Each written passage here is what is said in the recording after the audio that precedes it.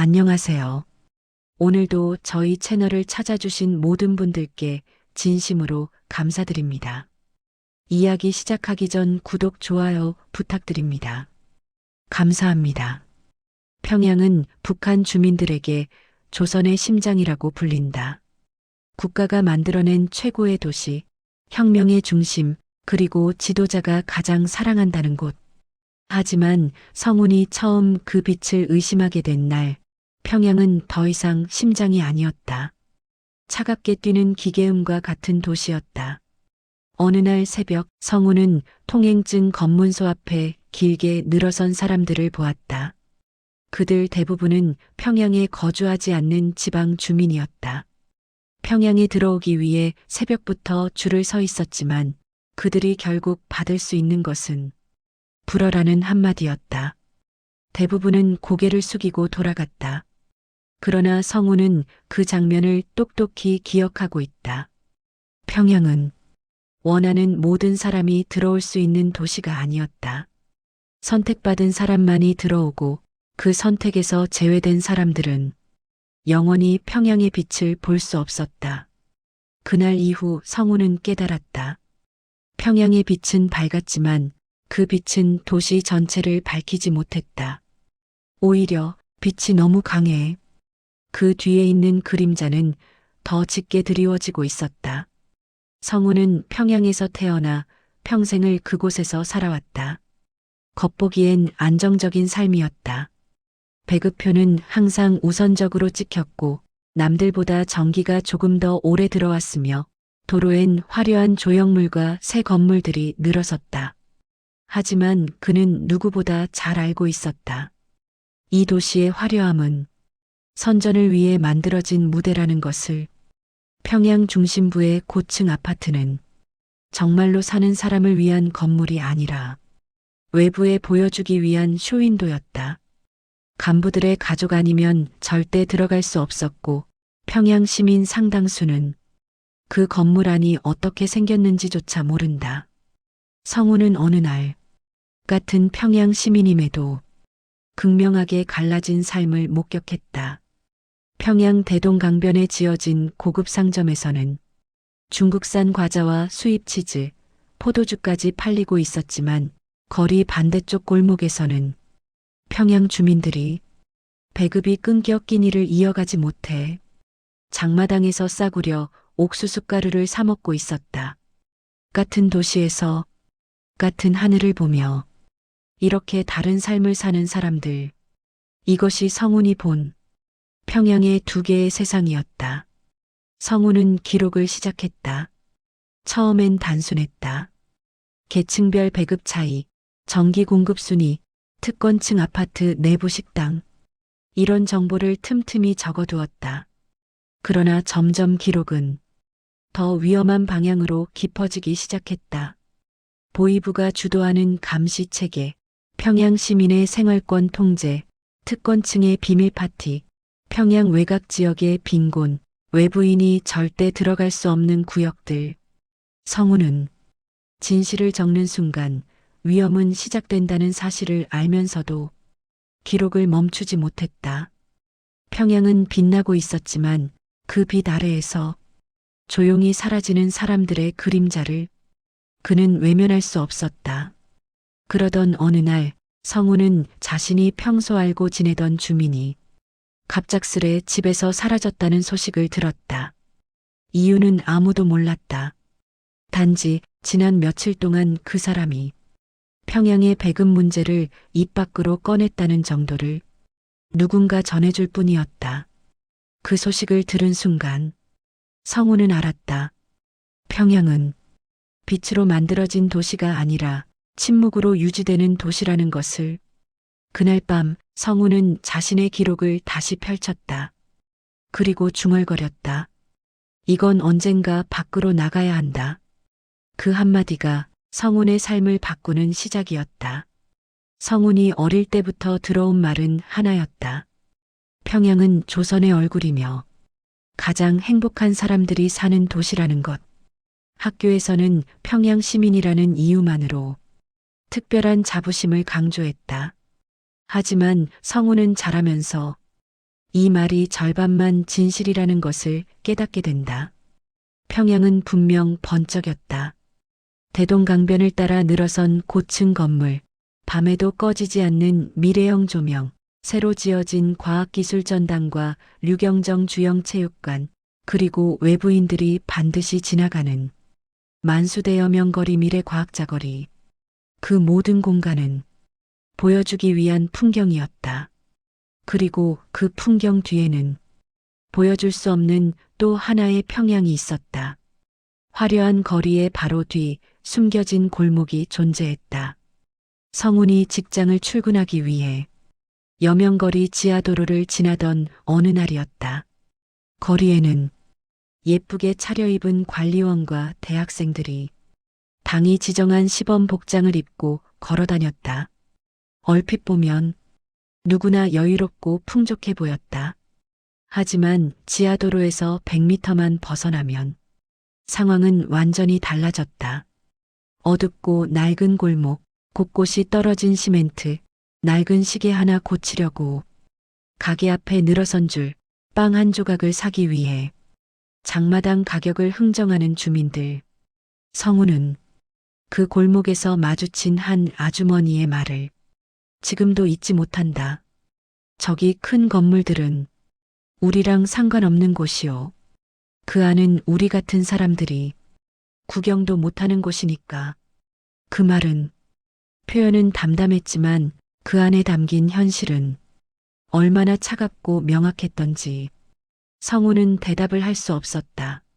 평양은 계층별로 다른 별도의 도시였다. 평양은 단일한 도시가 아니었다. 계층마다 다른 평양에 살고 있었다. 1계층 특권층 간부 가족, 충성심 평가 최상급, 고층 아파트, 우선 배급, 전기 공급 1순위, 국가가 특별히 관리하는 구역에서 거주, 2계층 일반 평양 주민. 평양 주소는 있지만 배급 정기교육 의료 서비스는 크게 제한됨. 3계층 허가증으로만 잠시 들어올 수 있는 지방 주민. 평양에서 노동자빌 수행. 거주 불가, 체류 시간 엄격히 제한. 하지만 국가는 이 계층의 존속 자체를 선전의 필요라고 판단했다. 성우는 어느 날 동료에게서 이런 말을 들었다. 평양엔 2개의 도시가 있어. 하나는 외국 손님에게 보여주는 평양, 하나는 평양 사람들이 진짜로 사는 평양. 이 말은 성운의 기록에 가장 먼저 적힌 문장이 되었다. 특권층 아이들은 놀이공원에서 놀고 그 옆에서는 배급줄이 끝없이 서 있었다. 어느 주말 성우는 직장 행사로 문수물놀이장 인근을 지나가고 있었다. 고급 수영장 안에서는 새 수영복을 입은 간부 자녀들이 물 위를 떠다니며 웃고 있었다. 그 반대편 길가에는 배급이 풀린다는 소식을 들은 주민들이 3시간 동안 줄을 서 있었다. 그 줄에 서 있는 사람들 대부분은 평양 중심부에서 살 수 없는 배치 낮은 계층의 시민이었다. 같은 날, 같은 시간, 불과 300m 떨어진 곳에서 전혀 다른 삶이 펼쳐지고 있었다. 성우는 그 장면을 보면서 이 도시가 가진 이중성을 처음으로 깊게 실감했다. 평양은 자유로운 도시가 아니다. 도시 전체가 하나의 무대다. 평양 시민은 원하는 곳에 마음대로 갈 수 없다. 조용한 공원도, 대동강변도, 교통량 적은 도로도 모두 특정 지역에 사는 사람만 접근할 수 있었다. 성우는 어느 날 국가 행사 준비로 대동강변을 잠깐 폐쇄하라는 지시를 받았다. 그때 관리원 하나가 속삭였다. 여긴 원래 사진 찍기 좋은 곳이 아니라 사진 찍으라고 만든 곳이에요. 평양은 보여줄 곳과 보여주지 않을 곳이 항상 분리돼 있어. 그 말을 듣고 성우는 깨달았다. 평양은 도시가 아니라 국가가 관리하는 거대한 촬영 세트장이었다. 행복해 보이는 인물, 깨끗한 거리, 색감이 과하게 밝은 건물. 이 모든 것이 국가가 설정한 시나리오 위에서 움직이고 있었다. 그 무대 위에 서 있는 사람들은 실제로는 행복과 거리가 멀었다. 전기조차 계층에 따라 켜지는 도시, 평양은 밤이 되면 조용히 두 개의 도시로 나뉜다. 고층 아파트가 몰린 중심부는 밤늦게까지 조명이 켜져 있다. 도로엔 조명탑이 밝게 켜지고 대동강의 분수는 색색의 불빛을 내뿜는다. 그러나 성운이 사는 일반 주거 지역은 달랐다. 전기가 들어오는 시간보다 나가는 시간이 더 많았다. 겨울이 되면 난방이 꺼진 채 두꺼운 솜니부를 뒤집어 쓰고 가족들이 서로 체온을 맞대며 겨울을 버텨야 했다. 한편 특권층 아파트는 밤새도록 불이 꺼지지 않는다. 성우는 어느 날 평양 중심부에서 창문 하나하나 밝게 켜진 고층 아파트를 보며 자신도 모르게 중얼거렸다. 저 빛이 우리를 위한 게 아니구나. 그 순간 성우는 문득 평양이라는 도시의 본질을 이해하게 되었다. 이 도시의 빛은 사람들을 밝히는 것이 아니라 사람들을 구분하는 장치였다. 1막은 평양의 이중 구조를 성운이 처음 명확히 깨닫는 과정이다. 2막에서는 성운이 더 깊은 충격을 마주하게 된다. 평양 특권층의 비밀 파티, 숨겨진 공급망, 보이부 감시 체계가 본격적으로 드러난다. 성운이 평양의 이중 구조를 처음 깨달은 건 거리의 분위기 때문이었다. 하지만 이막에서 그는 그보다 훨씬 더 깊은 평양 내부가 숨겨온 진짜 민낯을 마주하게 된다. 그 민낯은 특권층의 생활이라는 이름으로 도시의 그림자를 더욱 짙게 만들고 있었다. 특권층은 따로 먹고 따로 마시고 따로 웃었다. 성운이 직장에서 간부 업무를 도와야 했던 어느 날 그는 처음으로 특별 공급실에 들어가게 된다. 문을 열자 코끝을 찌른 건 낯선 냄새였다. 생고기 냄새, 기름 냄새, 달콤한 과자 냄새, 그리고 가장 낯선 건 포도주 냄새였다.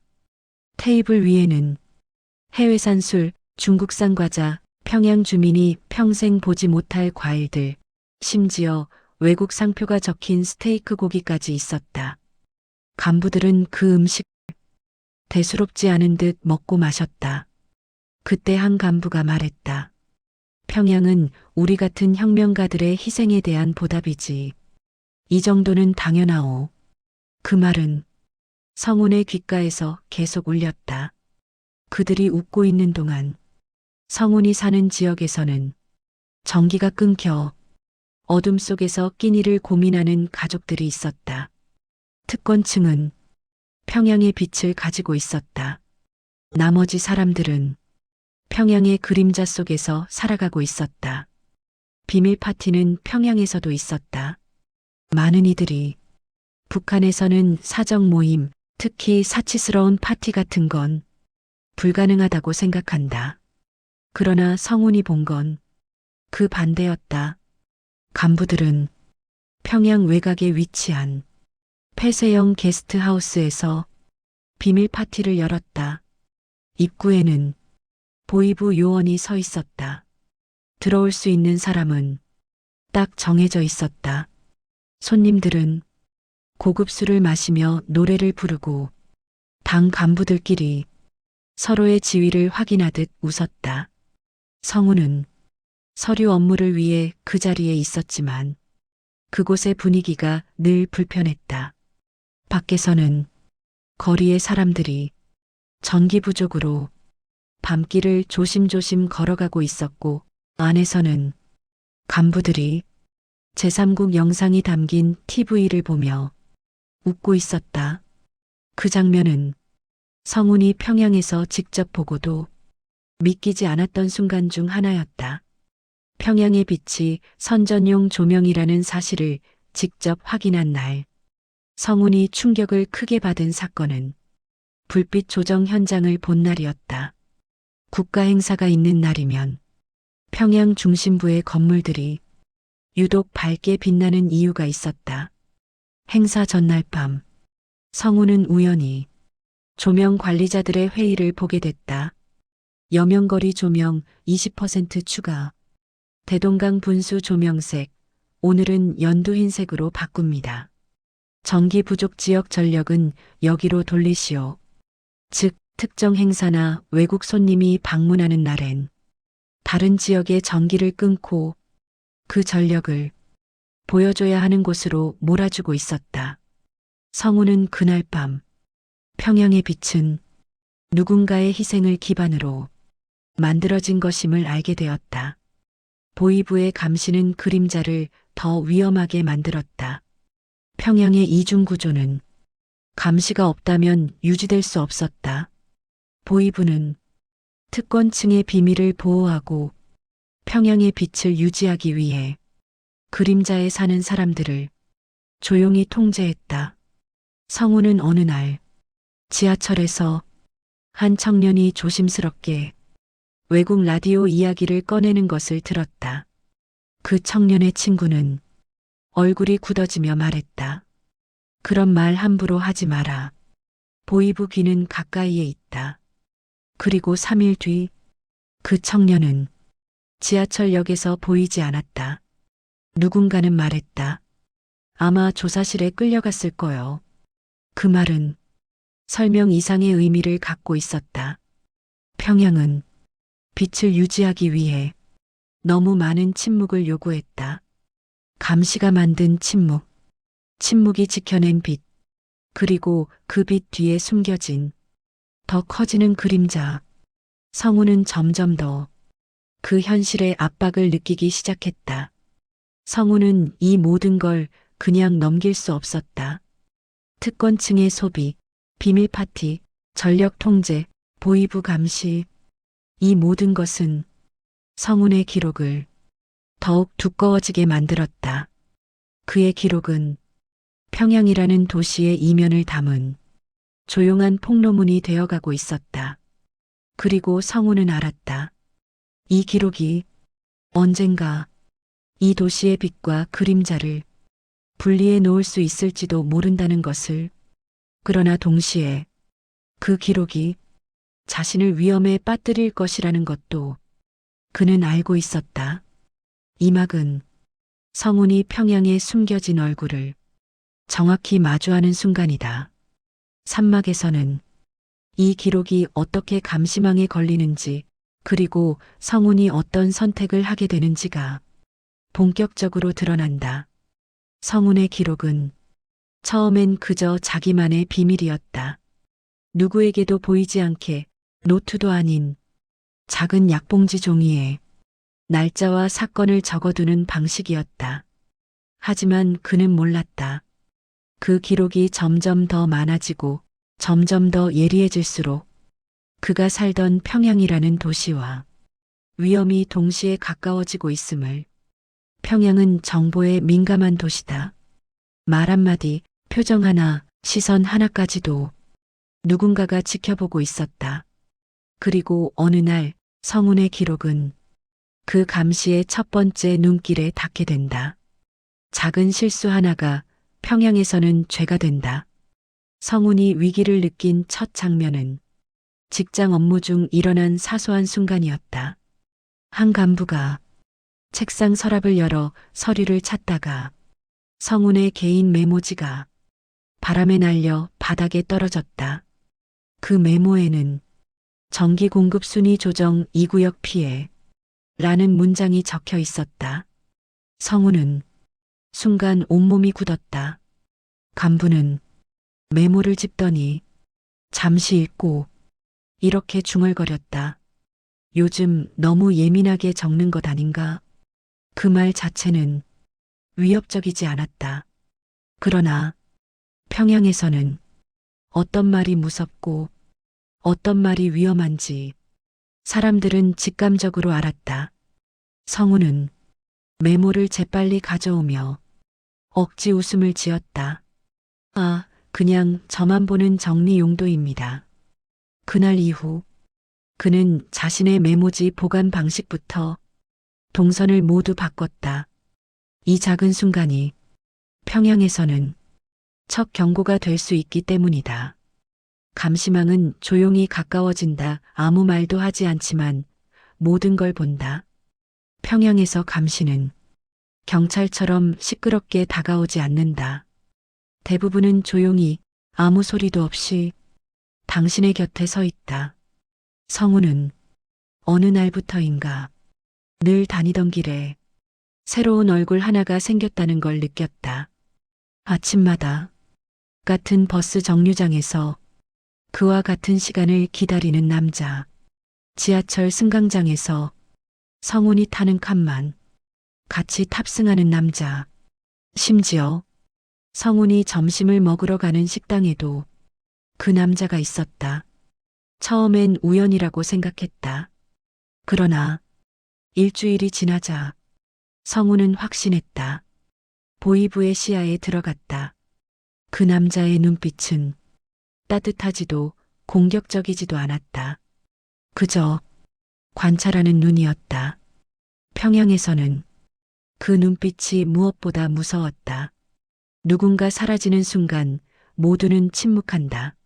산막이 시작된 시점을 전후로 성운이 다니던 직장에서는 이상한 사건이 몇 번이나 발생했다. 평소 말수가 많던 직원이 갑자기 출근하지 않았고 며칠 뒤 지방 발령이라는 안내문만 붙었다. 다른 직원은 회의 중 사소한 질문을 했다가 얼마 후 책상이 비어 있었다. 직원들 사이에서는 조용히 이런 말이 돌았다. 그 사람 평양 말고 다른 데로 간 모양이요. 다른 데가 어디인지 아무도 묻지 않는다. 왜냐하면 그 질문 자체가 자신을 위험하게 만들기 때문이다. 사라지는 사람의 이야기는 평양에서 금지된 주제였다. 성우는 이런 사건들을 보면서 자신의 기록이 더 이상 안전하지 않다고 느꼈다. 누군가 성운의 메모 형식을 알아봤다. 가장 위험한 순간은 예상치 못한 곳에서 찾아왔다. 성운은 평양대학 연구생 시절 정리 습관이 반듯하기로 유명했다. 그리고 어느 날 직장 동료가 조용히 다가와 이렇게 말했다. 성운 동무, 요즘 적는 메모. 그 방식은 예전 연구실 때랑 똑같더군요. 그 말은 그저 관찰이라는 말처럼 들렸다. 하지만 성운 강하게 느꼈다. 이건 의심이었다. 동료는 웃었지만 그 웃음은 오래 머물지 않았다. 마치 말하지 말아야 할 것을 본 사람이 눈치껏 웃는 것처럼 성우는 그날 밤 기록을 숨겨두던 장소를 폐기했다. 그 기록이 그를 죽일 수도 있다는 걸 비로소 이해하게 된 것이다. 평양이라는 도시는 진실을 오래 품지 못한다. 성우는 이후 메모를 더 작은 종이에 적어 평양 냉면 배달 종이 봉투 안에 숨겼다. 누가 봐도 그냥 흔한 봉투였다. 하지만 성운 자신은 알았다. 이 도시에서는 작은 종이 한 장도 사람의 삶을 바꿔놓을 수 있다고. 그리고 불길한 징조는 점점 커졌다. 보이부가 성운의 사무실을 2번이나 방문해 정기 점검을 한다고 했고 그 방문 이후 책상 서랍이 미묘하게 뒤틀린 것을 성운은 알아챘다. 사람들은 말한다. 평양의 감시는 들리지도 보이지도 않지만 늘 곁에 있다. 성운은 그 감시가 점점 가까워지고 있음을 고스란히 느끼고 있었다. 성운은 선택해야 했다. 말없이 살 것인가, 기록을 남길 것인가. 산막이 끝날 무렵 성운은 평양이라는 도시가 그의 입과 손을 봉하려 한다는 것을 확실하게 느꼈다. 기록을 멈추면 그의 삶은 안전해진다. 가족도 지킬 수 있다. 하지만 기록을 멈추는 순간 그는 평양의 빛과 그림자를 그대로 방치하는 사람이 된다. 성우는 두 세계 사이에 서 있었다. 살아남기 위해 침묵할 것인가? 아니면 위험을 감수하고 기록을 이어갈 것인가? 산막의 마지막 밤, 성우는 작은 종이 하나를 꺼낸 뒤 조용히 한 줄을 적었다. 내가 침묵하면 이 도시는 영원히 변하지 않는다. 그 문장은 그가 어떤 선택을 하게 될지 이미 결정된 것처럼 보였다. 다음 사막에서는 성운이 기록을 외부로 넘기려는 본격적인 시도가 시작된다. 그리고 평양의 감시망이 그를 완전히 조여오는 순간이 펼쳐진다. 평양에서 진실을 기록한다는 것은 숨을 참고 사는 일과 같았다. 하지만 그 진실을 밖으로 보낸다는 것은 숨을 멈추는 일에 가까웠다. 성우는 사막에서 평양이 가지고 있는 가장 짙은 그림자를 직접 마주하게 된다. 기록은 쌓여갔고 성우는 더 이상 혼자만의 비밀로 둘 수 없었다. 성운의 메모는 이미 작은 봉투 여러 개에 나눠 담겨 있었다. 특권층 전용 공급망, 전력 재배치 지시, 지방 주민의 평양 출입 통제, 내부 구역 지도, 보이부 감시 패턴, 평양 외곽 빈곤 구역의 현황, 특권층 비밀 파티 일정. 이 기록들은 평양의 빛과 그림자 사이에 존재하는 진짜 현실을 그대로 담고 있었다. 그러나 성우는 알았다. 이 기록이 평양 내부에 있는 한 자신은 살아남지 못한다는 것을. 어느 날 그는 결심했다. 이 기록은 밖으로 나가야 한다. 그 결심은 그의 삶 전체를 바꿔놓기 시작했다. 성우는 평양 외곽의 검은 시장 연결망을 찾기 시작했다. 평양에서 바깥 세계와 이어지는 연결은 합법적인 길이 아니다. 합법적인 길은 철통같이 감시되고 있었다. 그래서 성운이 선택한 건 비공식 통로, 즉 장마당 상인들과 국경 밀수꾼의 연결망이었다. 문제는 이 연결망을 찾으려는 행동 자체가 이미 보이부 감시 대상이 된다는 것이다. 성우는 평양 시내에서 의심을 피하기 위해 평소보다 더 오래 걸어 다녔다. 거리에서 파는 옥수수 떡을 사 먹으며 상인들의 대화를 엿들었고 평양역 주변을 지나칠 때는 일부러 오래 머물렀다.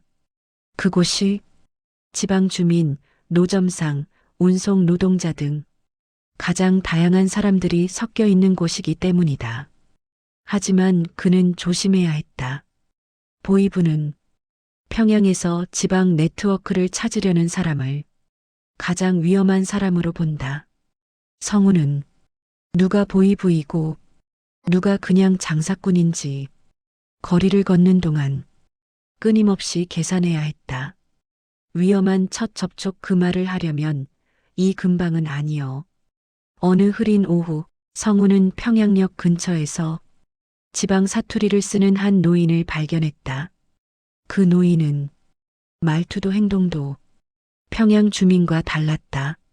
성우는 조심스럽게 다가가 혹시 장마당 물건들 평양 말고 다른 데서 가져오시는 건가요? 라고 중얼거리듯 물었다. 그 말을 들은 노인은 손에 들고 있던 담배를 천천히 끄더니 불쑥 말했다. 동무, 그런 말 하려면 이 근방은 아니요. 그 말은 위협이 아니라 경고였다. 성우는 다시 한번 깨달았다. 이 도시는 말 한마디가 사람을 사라지게 만든다는 것을.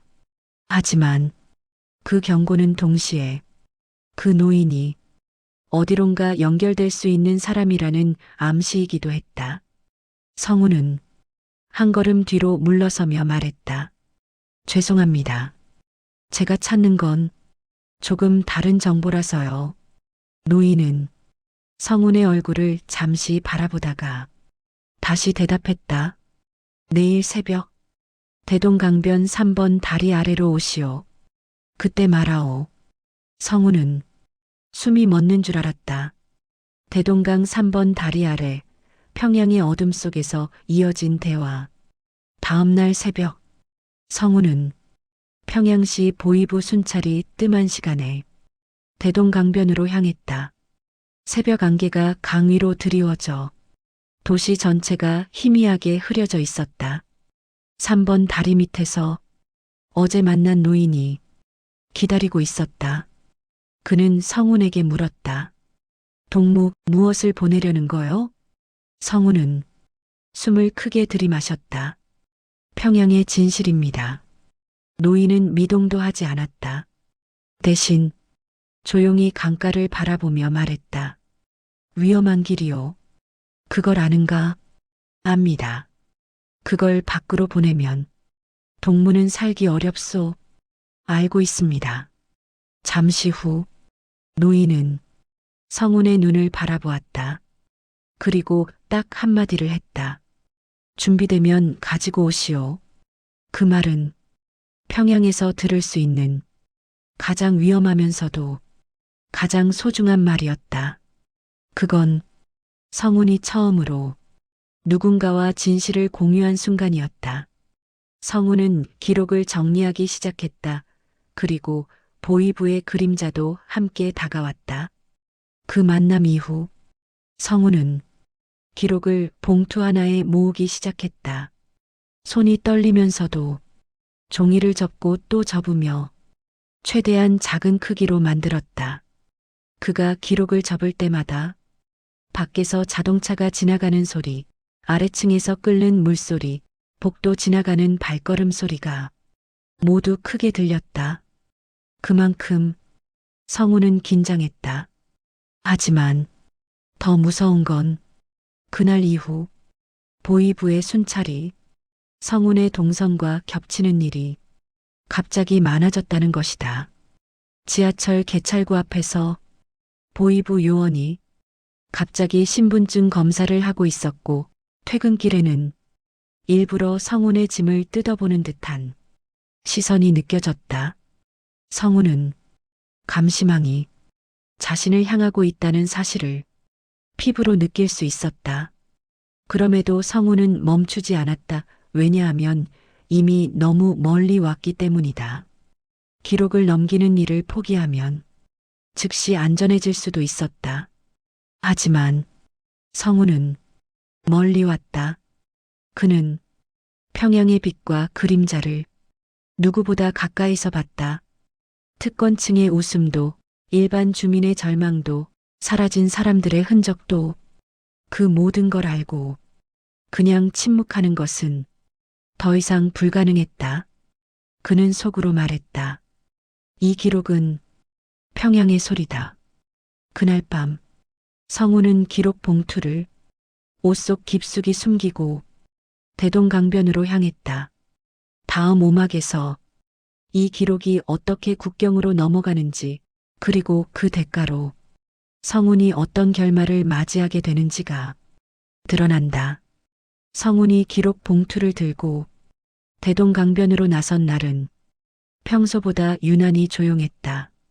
평양의 새벽은 늘 침묵 속에서 시작되지만 그날의 침묵은 어딘가 불길한 기운을 품고 있었다. 대동강 표면은 완전히 고요했고 흐릿한 안개 사이로 건너편 아파트들의 불빛이 가느다랗게 흔들리고 있었다. 성우는 강을 건너오는 그 불빛이 오히려 자신을 감시하는 눈처럼 느껴졌다. 그는 옷 속에 감춘 작은 봉투를 3번이나 확인했다. 그리고 생각했다. 이걸 넘기면 난 다시는 예전의 내가 아니다. 기록 전달의 순간 평양은 숨을 죽였다. 대동강 3번 다리 아래 어제 만난 노인이 어둠 속에서 기다리고 있었다. 성운이 가까이 다가가자 노인은 말없이 손을 뻗었다. 성운은 봉투를 꺼내며 손끝이 떨리는 것을 억지로 감췄다. 아저씨 조심해 주십시오. 노인은 봉투를 받자마자 재빨리 옷 안으로 숨겼다. 그리고 조용히 말했다. 동무도 조심하게. 오늘부터는 이 기록보다 동무가 더 위험하오. 그 말은 단순한 충고가 아니었다. 그건 평양 내부에서 살아가는 사람들이 평생 배워온 감각의 언어였다. 위험이 왼쪽에서 오는지 오른쪽에서 오는지 말할 필요가 없었다. 그저 눈빛이면 충분했다. 노인과 헤어진 후 성우는 강둑 위로 천천히 올라왔다. 그 순간 다리 위에서 누군가의 발걸음 소리가 들렸다. 성우는 순간적으로 몸을 웅크렸다. 하지만 발걸음은 다리 위를 지나갔다. 그날 밤 성우는 살아남았다. 하지만 평양은 그를 반드시 기억하고 있었다. 기록이 떠났다는 사실은 곧 소문 없이 퍼진다. 평양에서 직접적인 소문은 존재하지 않는다. 하지만 사람들은 말하지 않고도 말하는 방법을 본능적으로 알고 있었다. 기록이 넘어간 지 사흘이 지난 날 직장 분위기는 이상하게 조용했다. 서류 담당 간부 둘이 갑자기 사무실을 나오지 않았고 보이부는 정오 무렵 정기점검이라는 명분으로 서랍과 캐비닛을 뒤지고 있었다. 그들이 뒤지는 범위가 점점 성운 쪽으로 가까워질수록 성운의 손끝은 얼어붙기 시작했다. 또다시 그 남자가 나타났다. 산막에서 성운을 계속 따라다니던 그 침묵의 남자. 그 남자는 성운의 책상 앞에서 잠시 멈춰서더니 거칠게 서랍을 열었다. 정리된 서류 몇 장을 꺼내 빛에 비춰본 그는 아무 말도 하지 않았다. 성우는 숨도 제대로 쉬지 못한 채 그 모습을 지켜봤다. 잠시 후 그 남자가 서랍을 조용히 닫았다. 그리고 무표정한 얼굴로 말했다. 정리 좀 더 깔끔히 하시오. 그 말은 칭찬도 경고도 아니었다. 하지만 성운의 온몸을 휘감는 공포는 말로 설명할 수 없었다. 그건 너를 보고 있다는 선언이었다. 보이부는 직접 움직이지 않는다. 대신 조용히 조여온다. 그날 이후 성운의 출근길은 갑자기 바뀌었다. 지하철역 입구에 평소 보지 못했던 보이부 요원이 서 있었고 성운이 지나가려 할 때마다 그들은 성운의 얼굴을 정확히 확인하려는 듯 눈길을 오래 머물렀다. 어떤 날은 그가 사는 아파트 앞에 모르는 차가 멈춰 있었고 어떤 날은 직장 근처에서 성운과 눈을 마주친 순간 갑자기 사라지는 사람도 있었다. 평양에서 사라지는 사람은 두 부류다. 누군가를 감시하는 사람, 감시받는 사람. 성우는 둘 중 어느 쪽인지 그날부터 확신이 서지 않았다. 가장 먼저 변한 건 가족의 표정이었다. 성우는 기록을 넘긴 이후 평소보다 늦게 집에 들어갔다. 현관을 열자 어머니가 평소와 다르게 문 앞까지 나와 있었다. 어머니는 아무 말 없이 성운의 얼굴을 오래 바라봤다. 그리고 조용히 말했다. 성운아, 요즘 무슨 일 있니? 그 말에 성운은 숨이 턱 막혔다. 평양에서 가족이 이렇게 묻는다는 건 이미 집 주변에 이상한 기류가 생겼다는 뜻이다. 어머니는 아무것도 묻지 않았다. 하지만 이미 알고 있었다. 성우는 그 눈빛을 평생 잊지 못할 것이다. 그 눈빛은 두려움과 걱정 그리고 말하지 못하는 진실로 가득한 침묵의 대화였다. 점점 좁혀오는 그림자 속에서 성우는 마지막 결심을 한다. 오막의 끝으로 갈수록 성우는 하나의 선택을 해야 했다. 평양에 남아 조용히 살아갈 것인가, 아니면 기록의 뒤를 따라 자신도 이 도시를 떠날 것인가. 평양은 그에게 더 이상 안전하지 않았다. 그는 밤새도록 강변을 바라보며 생각을 반복했다.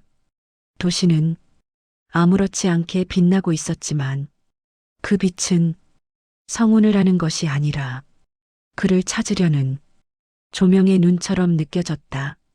새벽 4시 성운은 조용히 집을 나섰다. 그리고 평양 북쪽 외곽으로 향했다. 기록이 넘겨진 그 길처럼 그 역시 그림자 속 길을 선택한 것이다. 다음 육막 엔딩에서 성운의 결말, 기록의 향방, 평양의 빛과 그림자의 마지막 대비가 펼쳐진다. 성운이 평양 북쪽 외곽으로 향한 새벽, 도시는 여전히 고요했다. 대동강의 물결은 흔들리지 않았고 고층 건물들은 아무 일도 없다는 듯 밝은 조명으로 스스로를 비추고 있었다. 그 풍경은 늘 보아온 평양의 모습이었다. 그러나 성우는 알았다. 그날의 평양은 그에게 마지막으로 보이는 풍경일 것이라는 사실을. 평양 외곽으로 이어지는 길은 늘 그렇듯 스산했다. 성우는 사람이 거의 다니지 않는 평양 외곽의 농장지대를 향했다. 그곳은 전기가 거의 들어오지 않아 밤이면 하늘별이 더 잘 보이는 지역이었다. 평양의 빛이 너무 밝아 하늘이 가려지는 중심부와는 전혀 다른 풍경이었다. 성우는 그 하늘을 보며 자기 삶이 두 개의 세계를 건너왔다고 생각했다. 빛의 세계와 그림자의 세계, 그리고 그는 그 두 세계 모두에서 이미 떠나고 있었다. 기록이 국경으로 향하는 동안 성운의 그림자는 점점 흐려졌다.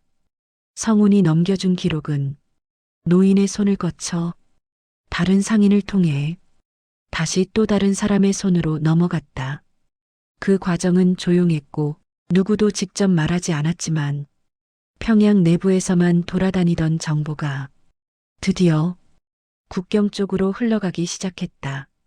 성우는 그 기록이 어떤 길을 갈지, 어디에 도착할지 절대 알 수 없었다.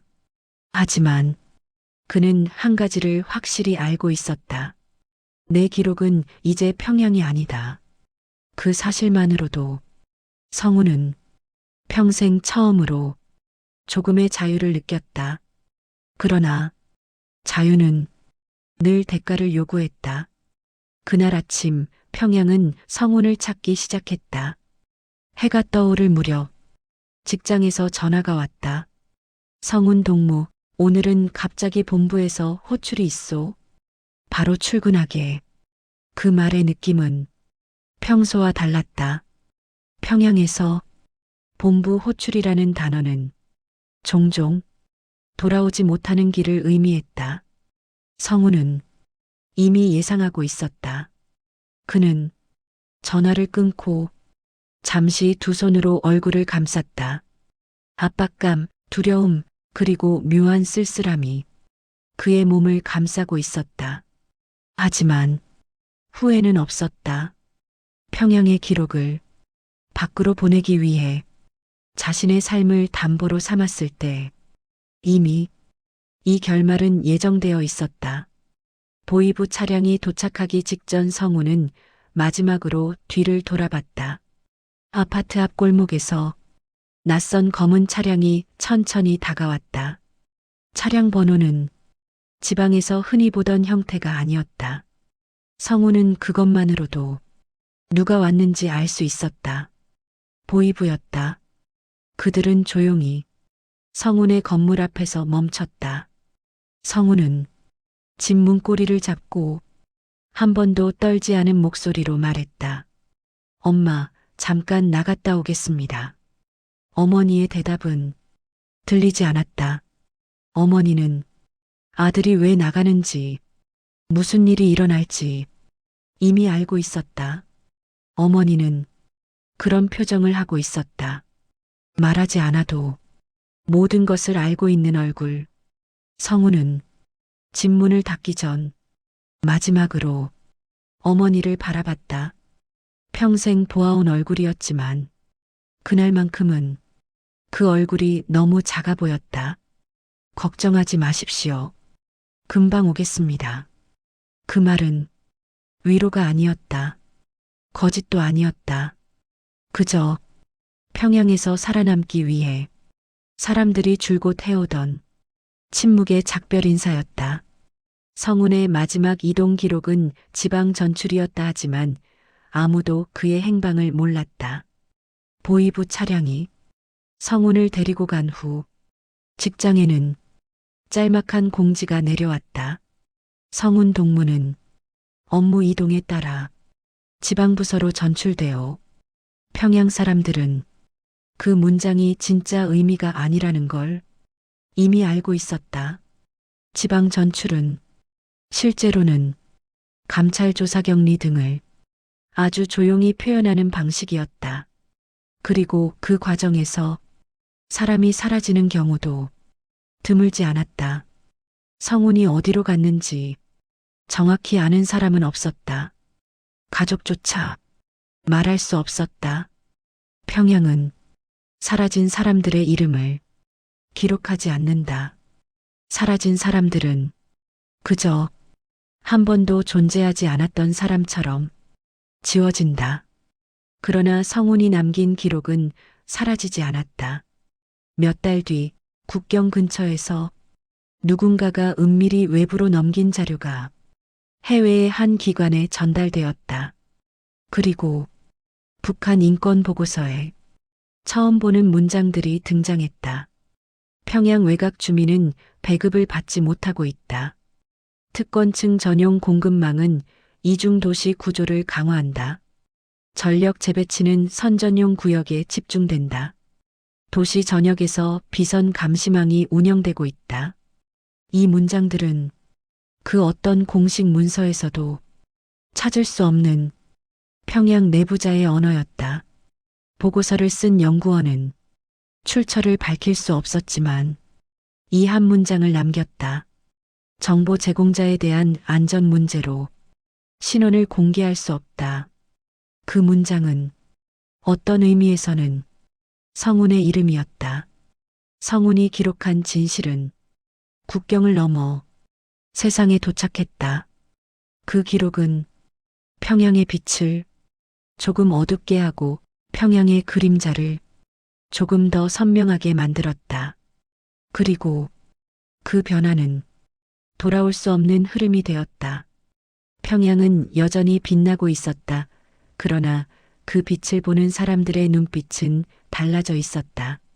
성운이 사라진 지 6개월 후 평양의 거리는 여전히 밝았다.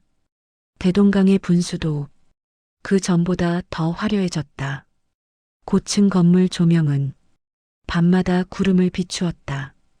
그러나 그 도시를 걷는 사람들의 눈은 예전과 달랐다. 어딘가 어두운 것에 대해 말하지는 못하지만 알고 있는 눈.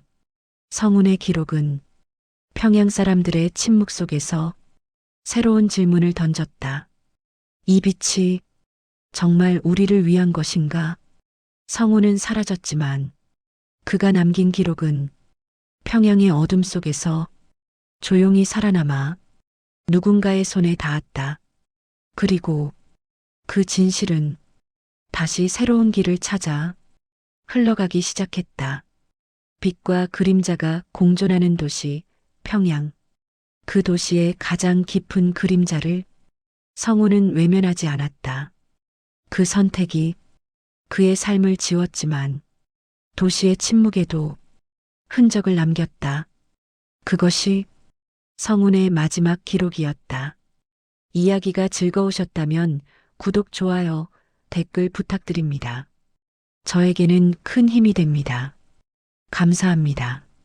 행복하세요.